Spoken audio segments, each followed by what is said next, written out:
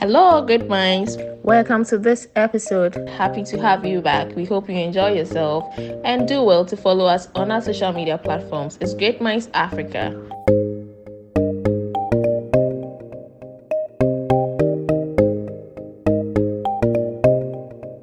I have a question for all of us. Shoot. Okay. I was asking that when we give our kids all the know-how, all the knowledge that they need on this sex education, do we think it would be of much, it will do more good than harm? Asking because of the key of the kids that Faustin spoke about. What are our thoughts on that? Maunya, you should know by now that raising a girl child is very difficult. It's not like a male child. Senna, no offense. I'm just being real. I don't tell her, don't do this. I give her reason and I ask her questions so that she'll brainstorm with me, like, and then answer it for herself. So in that process, she feels like she's figuring it out. She tells herself I'm smart. So she thinks that she has experienced what I'm trying to say, and she's the one giving me that idea. So I'm exploring her mind to things that I feel like she should work on. Now, if let's say she's eating in a particular way, and I tell her, no, we don't eat like that. It's making a lot of sound. It doesn't end. Tomorrow she'll do it again. So I experienced how she take information. I was eating. Then intentionally, I was doing the same thing, like anyhow. And then she said, "Why are you eating like that?" Like, exactly. You see, the same way you were eating, I was uncomfortable by it. Now I am eating, you are uncomfortable by it. Does it now make sense to you, like why I was saying that? And she said, yeah, like noise. The same way with the sex education, I don't sit on a man's lap. Do not do this. My daughter will not understand. She'll say, okay. The next minute you see her doing the same thing. I pick someone and I explain to the person, and I was like, I'm going to sit on that person. I said, why? Why are you going to do that? That's not daddy. Like, why are you doing that? I said, yes. So that person is not your daddy. That's why you don't have to sit on that person's lap. So now she's equating it with me. She want to grow and become like you. So when she felt like there are certain things you as a mother you are not supposed to do, she get the idea that is why you are saying I shouldn't do it too. Perfect. So she's getting that understanding. So she will come and be making recommendation. No, you don't do this. No, like as if she's advising and trying to tell you that no, like no, why are you going to sit on someone's lap? Like no, it's not nice. If daddy finds out, daddy's gonna get mad. Then I also say the same thing. If your daddy finds out, he's gonna get mad. Laps I used to say on. She's not Sorry. sitting on Mr. lap. It's an example. Whose laps are you sitting on? I didn't see, so I'm just telling her that I'm going to sit on someone's An lap. example. And then she would tell me that I shouldn't do that because if the dad finds out, it's not going to like it. Then I say it's the same way. If your dad finds out that you are sitting on someone else's lap, he's not going to like it. So she stopped. Mm-hmm. So she's reasoning with me and I'm reasoning with her. Yeah, So let the child get to it. It's not all about, hey, stop. Hey, don't do that. Like, no. Yeah. They won't get it. So, this is exactly what we're talking about. That this is the new school parenting, that we are introducing. Exactly. No, we are not introducing. It's something that I think that it just come with a time that we want the kids to understand more the reason why they have to do things. They have to do it. Saying, I'm the elder one. You must listen to me. I tell you the reasons why they are doing things they ought to do, without it being more. As you were speaking, call it. I had a question for all of you concerning this lady, MFA said about them the power to be able to make their choices when they are confronted with challenges. Okay. We recently had a lot of talk about this LGBTQ community, and they introducing it to as low as children in kindergarten and next on the choices they have. I mean, basic school choices they have to make as far as their sexuality is concerned. As a parent, right? I mean, we know what the old school will say directly without anybody. We grew up in Africa.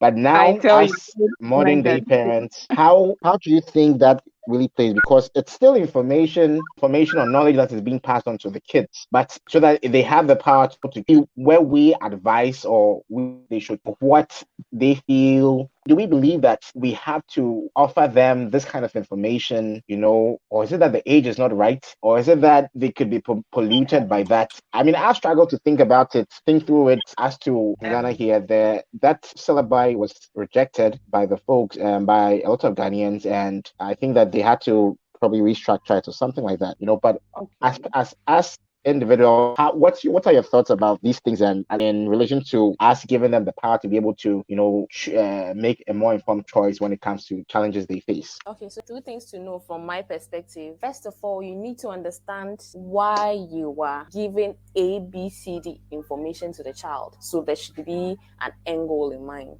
There should be something driving it. That's number one. Number two, the information is just not any type of information. It should be wholesome information. Then the third one is making sure that the information is age appropriate. So these are the three things that virtually in my mind should be guiding the type of information if I were to be a child, or probably I'm parenting somebody. These are the three things that will be guiding how we are having the conversation. Knowing that there is this set of people, or there are this set of people that identify as something else apart from he, she. It's good information, because the world is now a global village. You are going to work in multinational companies that are going to have all those people. Probably if you don't have it here in Ghana, or it's not prominent, or it's still not legalized, doesn't mean that it's not the reality somewhere else. So that when you get there, you know probably how to adjust and relate with them and accept them. Or probably if you yourself are in that dilemma, you know what to do for yourself. And the hard thing remains that parents, whether old school or new school, will have to learn how to live with these consequences. Because if you want to live life at a certain altitude, like what Faustin made us understand, that the dad got to a point where he was never bothered about rumors or what other people said about him, especially based on falsehood. That's living a very liberated life, and that comes with being informed and making the choice that, okay, since I know that this is a way to live, I'm going to live that way. And it brings a certain level of fulfillment. So basically, I think that's what should be guiding us, should be at the fore of our minds when we talk about empowering our kids, when it comes to giving them information and all that. And finally, they should learn what we call consequences. Like, there are consequences for your action. And the reason why I'm very keen on these things is that certain things are omitted from our upbringing only for us to grow and find out that is an integral part of adulthood. Something like finances, for myself, like I'm speaking for myself now. I'm not financial. I was not raised a financially literate child. I had to struggle. My parents couldn't provide for me anymore as they used to be, because obviously they are in the evening of their life. They will not probably get opportunities and all that, like when they were young and I was also young and they were raising me. So now I had limited resources and I crashed. I couldn't function. I don't know how to, for example, hustle for certain things. When I do that, I break down. I fall sick. I have like banging headaches. I cannot even think straight. And I'm like, I can see people doing it, people surviving. And because I don't have those muscles built in me, I break down easily. And the question I keep asking myself is that what happens to those who are not very intentional about their lives and probably skills that they acquire and they don't have and they have to acquire and all that? What happens to them? What happens to them? Yeah, so that's it from my end. I agree totally with Augustina. I think I quite remember when they wanted to bring this up. Tina wrote an article, like a piece on Facebook, and we were deliberating on it about that. And I feel like even at the time we were on the same page on this. Now look at it this way. Like right now I am here. You see, most at times we have goals, aspiration. I want to go study outside the country. I want to do this. I want to do this. So what's the probability when you come here and you still have that, like, because we are Ghanaian, we still have that mentality? What is it going to do to us? Now, me, LGBTQ, I don't have problem with them. It's like that's how they have discovered themselves. That's what they want to be. Yes, like I don't have problem with them. Now, what I generally had problem with is don't only teach that thing to the kid. How many times do they teach heterosexual, like being straight, like a man and a woman? How many times do they focus on it? You want to be that. No one is have problem with it, but don't force it on children that are now trying to build themselves, and then tomorrow they end up telling us that this is how we've discovered ourselves. I thought then you have interfered in it and you were biased at it. Right now, my child is in kindergarten, and then they teach them how to not be to be a bucket filler and not a bucket dipper. It's a concept I loved. And I feel like she operates it in everything she does.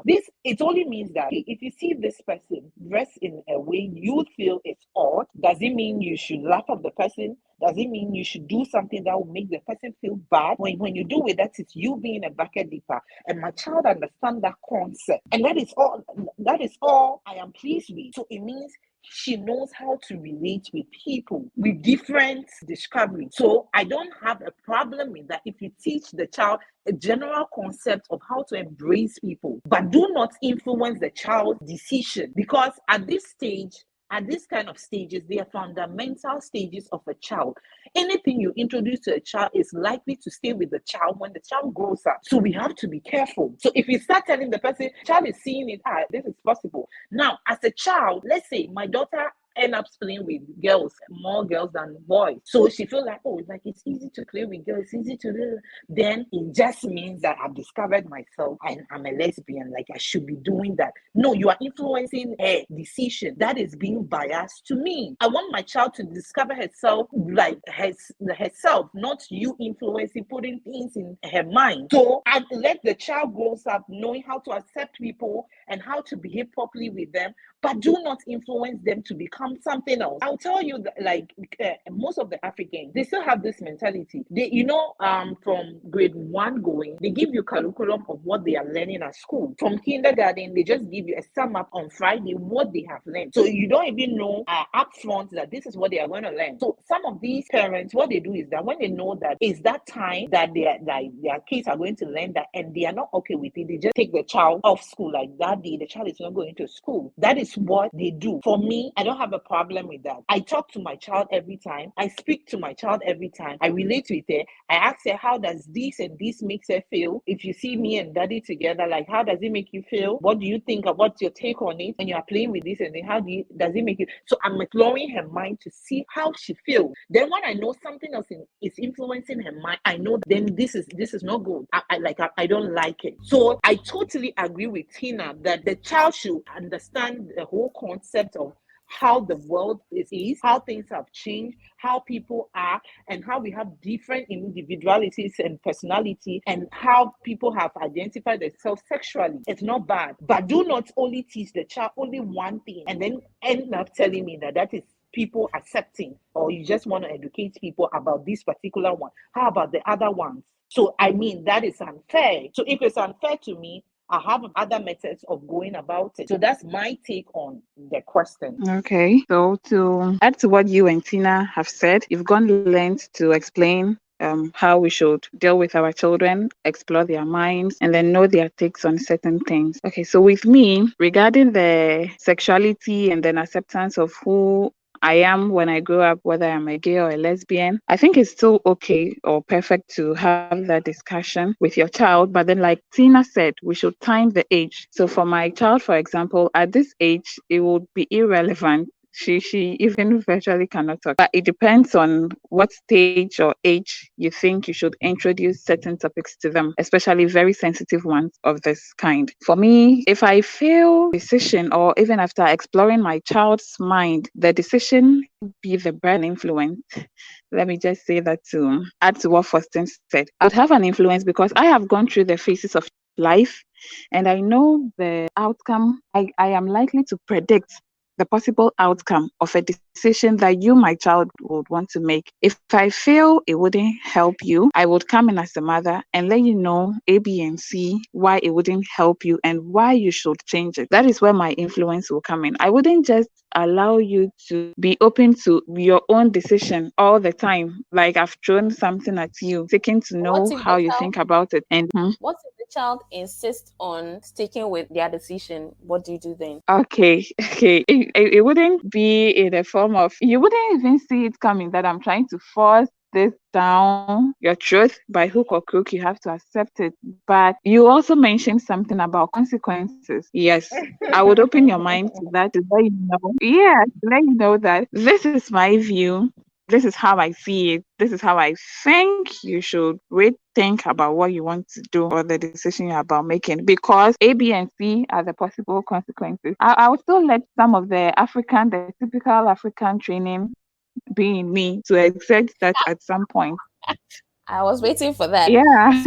So why don't you approach it this way or think about it this way? You see, I feel parents love us because of the bond, the deep bond that they share with us or we share with our children. We seem to forget that we are just conduits, we are just vessels through which God brought individuals into the world. So they also have lives to live. Their life doesn't necessarily have to pan out the way we envision it or the way we think it should or the way we dream about it. If it does, all well and good. But if it doesn't, the primary responsibility of a parent is to guide. So if I'm inviting you to guide me, you are more or less going to sit in the passenger seat in front of Mhm. me and tell me, slow down, speed up, Yeah. do this, apply That your is where my brake, influence comes, do right? this, good. So it becomes Okay. influence and not something that is forceful or an imposition, because it Yeah, becomes yeah, imposition yeah, yeah. when you say it, even in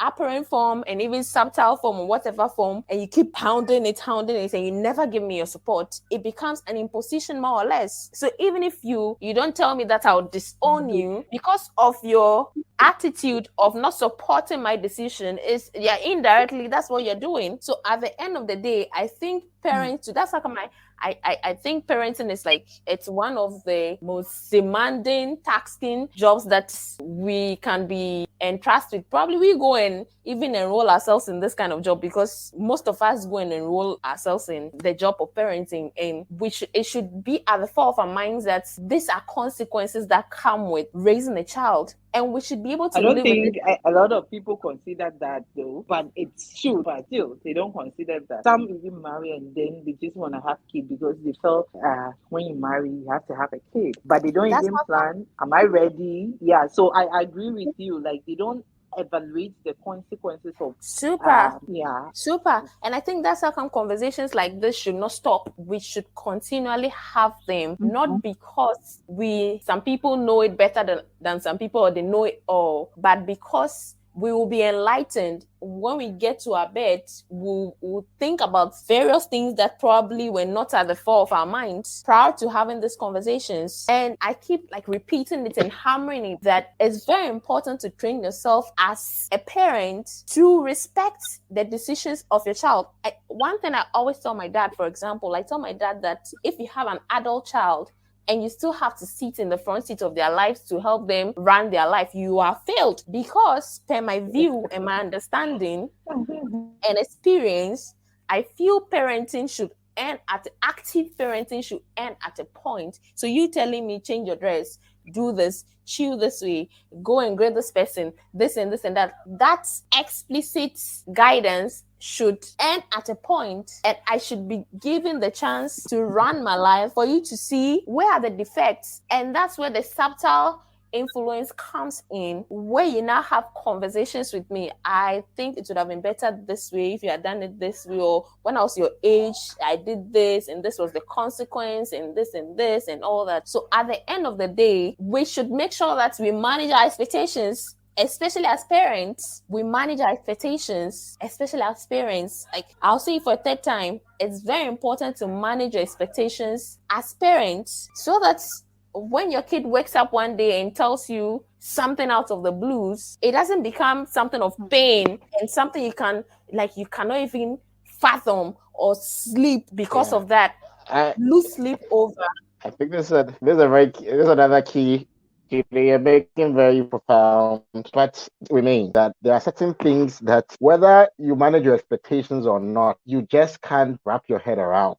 Given that sometimes I know they are not doing a good job at being mothers. When they see get so exhausted, They just end up staring and looking at the kid blankly, not knowing what to do at that particular time. I once met a lady who says, "Oh, I was talking to. She had two boys, and she was telling me that she feels like a failure, but the only thing that's keeping her going is that she's trying not to care about that thought anymore because she's failing at being a mother, and her two boys are just running over her, and she's done almost all she can, and she's just not getting a hang of it. She's tired. You have to stop work. She resumed work. Is she a Gets home. single She's parent? exhausted. Sometimes some of the she's I not. wanted to This ask is somebody him. you even know. She's not a single parent, So what happens to the man? What and role is the man playing? I found that Yeah, very has she It just discussed means, this with simple the and man? short, she feels well. like she's I alone. haven't quizzed the man, but She's alone in parenting aspect. That's all.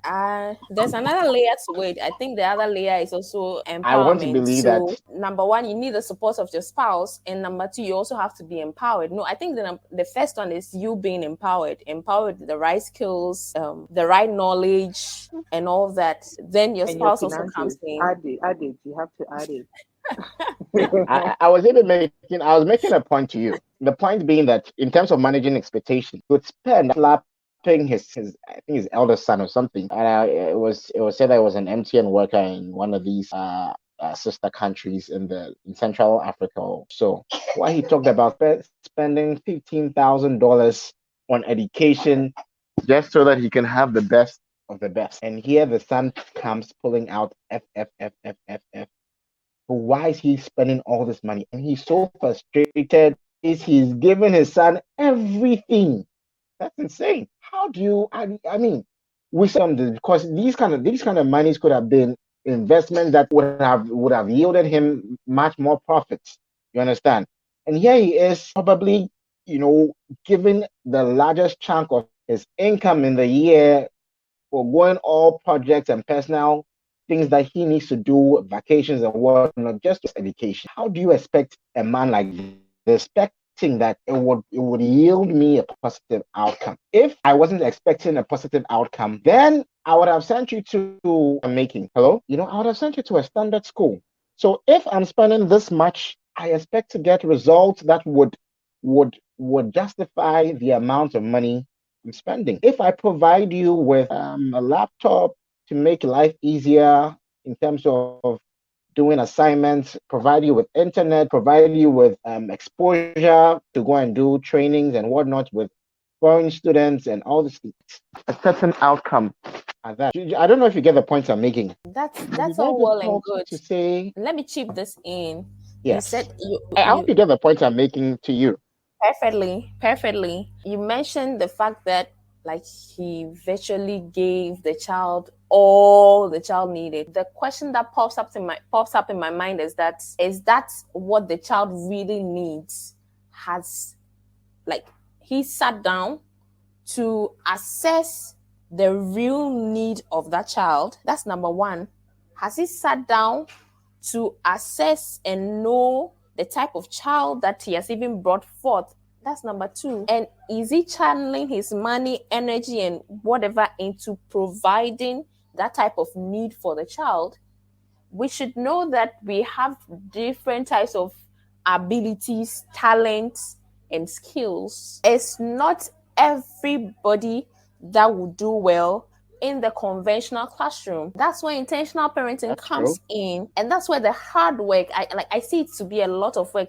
So I think that's one of the reasons why that aspect of my life is on hold to a very large extent, because I realized that parenting takes a lot from you, especially, and it becomes very daunting if you are not ready for it or you've not count the costs before putting your head in there. But when you count the costs and you have a rough idea, there are definitely days that you're going to get hit by reality and all that. That's quite okay. But I feel that at least when you have a good idea of what it going to demand from you, some of these things will be easier to take. So that's where I'm curious. Has he sat down to count the cost and do a very thorough assessment? Point I was making is, I mean, what you said, you raised some valid points as well. Of course, he's not likely to excel. Maybe he's not excelling in what you call it in the conventional way, but these are this, if I understood clearly, if I read well, I mean, at the time, that this was somebody who was, bunking good grades. I think the father came into more money and decided to, elevate him. Let's put this one example even aside. Still on the expectation, but X is so happy, decides to sponsor his kid to do his master, in the US. And then this kid finishes in Africa. When he was in Africa, he had a girlfriend, whatnot. Eventually, they broke up. Finishes, goes to school, does his masters, comes back with a boyfriend. This is a boy. Comes back with a boyfriend. He's become gay, or he's tend to become gay. But the father just could not understand, because it becomes like, did he not do his work well? Was it a crime for him to go pay school fees? I mean, for his child to be able to, get how did this happen? That he best and leaving. Basically, he just said, mother, women are more, they are more, what you call it, accepting in these instances. How can a father in this instance manage that kind of expectation? See, Tana, the statement that you made that women are more accepting, I feel society has conditioned, or how things are structured have given women the opportunity to work on themselves. So usually they are closer to their kids. They have done their internal work and they're able to handle these things better. It's high time we had parents or fathers also now doing this internal work to be able to connect with their kids. I don't know whether you get me. So it's not let's say an automatic thing or something that women have been born with, to understand their kids and be compassionate or try to compromise even if they don't agree with their decision and all that. I think it's something they've worked on. And one thing about the brain is a muscle. So how you wake up, and probably if you exercise your glutes, your back, it's how you're supposed to exercise your brain. How you exercise your arm so that you have lean arm is how you're supposed to exercise your brain. It's how behavior is also molded. I don't know whether you're getting me. So that will also have to learn how to I first of do. I all do. work on this thing. That's number one. Number two, let me bring in this real life example so that I feel it will better buttress the earlier point that I was making, which also sheds a lot of light on your second dilemma. Is that for example, I went to a public school. Do you understand me? I went to a public school not because my parents lacked, but I went to a public school because they thought the school to be good. And it had admission for all of us. We had opportunity in other schools. We tried private schools. I tried private. I, for example, went to a private school, and my dad thought that it was not the best for me because of a few things. So he took me to a public school, and because I was doing well in the public school, my other siblings also followed suit. When we wanted to change to a different school, because I thought I was not being challenged enough, I thought there were things I was lacking in the other school, and I made that request to my mom. They didn't get admission for all of us, especially our last born. So we virtually had to stay in the public school. And you see, what happened was that my parents didn't just choose public school for us. There was a lot of intentionality that went into it. And at the end of the day too, we had extra tuition. That's what I keep talking about, the structure. So they had what I call success structure put in place for us. So they had structure to make sure that our parents, I have two mothers, they taught us things outside even the classroom. We did spelling, dictation, and all that outside the classroom. Our playtime was centered around learning. Our toys were centered around learning. So there's no way my mom is just going to buy you just, let's say, rockets, for example, for you to play with fireworks and all. She's not going to buy you that. She's going to buy you puzzle books. She's going to buy you encyclopedias that sang to you and all that. That's what she's going to do. So at the end of the day, I realized that the modern parent provides. I think where we are missing the point is that it's not only about provision, it's about making sure that the need consists of raising a holistic child. So it's not about my child is in this school, my child is in this school, my child is in this school. Going to a great school has its perks and it's good, but that's not all. When it comes to raising a child in education, it should provide and meet the child's basic needs. And if it's not doing that, it must be revised. Well said, Tina. So just to add a few words, this whole issue of parenting, it's a deep one. It's dicey at some point. When you made a statement about expectations, we shouldn't over expect. We should limit our expectations. And then Not since you limit, said that, manage. manage. Thank you for Good. referring me to the right word. Manage our expectations. I was just thinking through that. It's a deep word, very deep statement you made mention of. Because there are just times that you put all the structures in place as a parent. You are sure that you are subtle where the need be. You are strict where the need be. You are able to identify the need of the child and then provide as and when that need arises and all of that. But there are just some situations where the child doesn't turn out to be, excuse me to say, what you expected of him or her. Yes. So when you made mention of the fact that we to manage the tape, I was like, wow, this is one. See, I know a family where they are three. There are two girls and then one boy. And then it happened that unfortunately the elderly one, being a lady, got pregnant in her teens and couldn't further her education. Then at some point the guy also couldn't further his education after secondary school due to family issues, the man womanizing and all of that. So he couldn't push much money or focus to the guy's education. So a whole lot happened and then they regretted and now want to go back to the drawing board to make things better. So it was now left with their only child, that is the last one, who is a girl. The girl also goes to secondary. That if you had maybe done things well. Come again. You were talking about the third born also went to secondary school and we lost you there.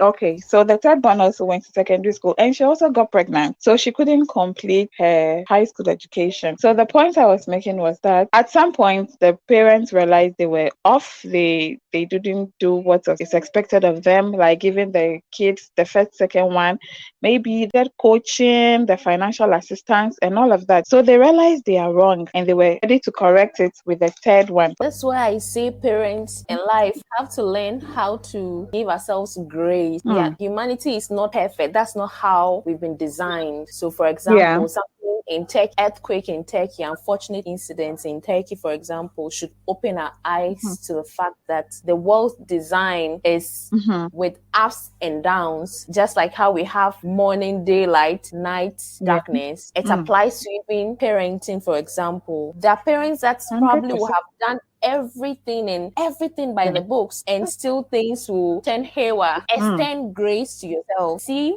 that's how come I feel is very important. If you intend or have the desire to nurture a child one day, be a parent one day, whether biological or adopted or whatever, you take time to work on yourself because it's going to expose you. Parenting is going to expose you, is going to test you, is more or less going to squeeze those values out of you. And if you don't have virtue and you have beasts or whatever in you, that's what you're going to get. So at the end of the day, it's very important that we keep three things in mind. Number one, extend grace to yourself. Number two, make allowance for failure. And that's very important to me because I realize that most of us don't forgive ourselves easily when we make mistakes or even forgive others when they wrong us. Our kids, for example, we expect them never to get pregnant. We expect them never to steal. We expect them never to do this. But we're forgetting that the more a person explores, the deeper you go. So it's more or less like a gold mine. The deeper you dig, the closer you are to the gold. So if you don't allow me to muddy myself, if you don't allow me to dig deep, if you don't allow me to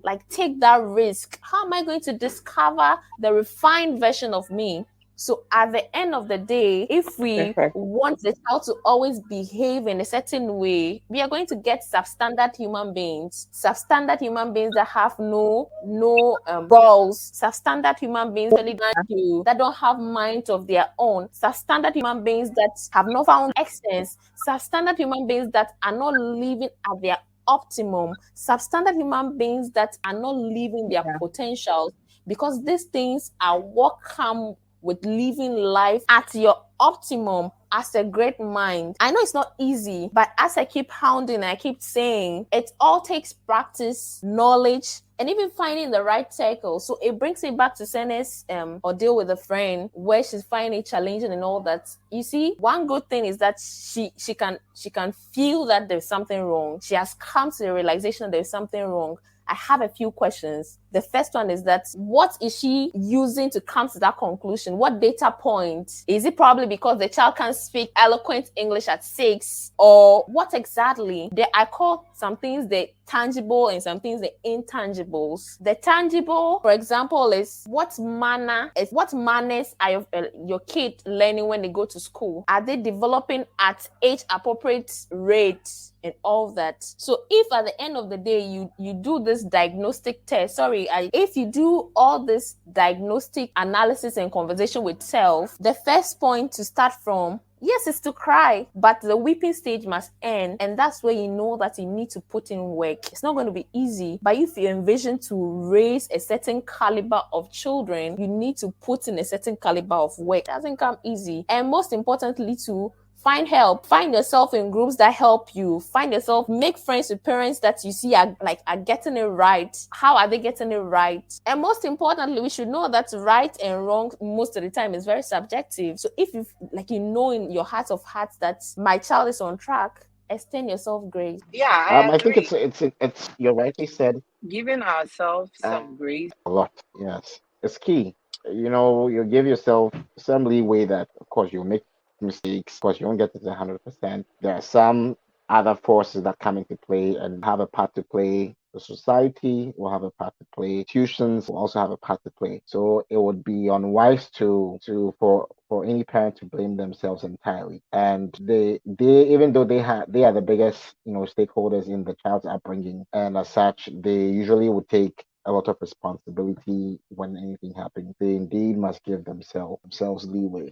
Just agreeing with everything, to give ourselves some grace, to also know that the journey of parenting is not an easy thing. It's a full-time job, because you want to see an end result that is good, but you're going to go through a whole lot of ordeal just to get things done, just to have the quality of human being you want without doing a lot of manipulation. It's a job that you learn on the job. It's not Yes, the type that you say exactly. you go for internship and you now come to my work and you now have to apply it and all that, or you go to school and all that. No, You not eventually only learn on the that, job. not only that, don't forget, even handling every child, whether you have multiple male child, doesn't mean that it has given you all the experience of a male child. Every child is just so unique and have their own mind, Exactly. have their own way that they want to do things and stuff. You are now coming to figure that child out, know how to raise that child. It's a whole new game, new perspective. And sometimes some parents will want to tell you that, make you feel like how we raise you was the best, so do the same to your child. But don't forget, your child is totally different from you. Not to say I don't agree with your parents, but if you think that will work for your child, fine. If you think it will not, look for your own way and raise your child properly. And let's not forget, we have other human beings out there. Let our child know how to respect them and know how to deal with people. This world has a lot of people inside. If your child is not exposed to the world, we should learn not to just shelter our kids, especially if that's our only child. We should not just shelter them. Let them experience both sides. Even if you have money, don't focus on your resources are being reached to take care of your kids. No, they have to know something. Home knowledge, education, and then the global knowledge. And I feel like we miss out on some of these things, and at a long run, we end up experiencing it in different ways that we thought, this one, I'm facing a challenge, but it's not like that. And I am really grateful for this opportunity for us to share this, and I enjoy every bit of it.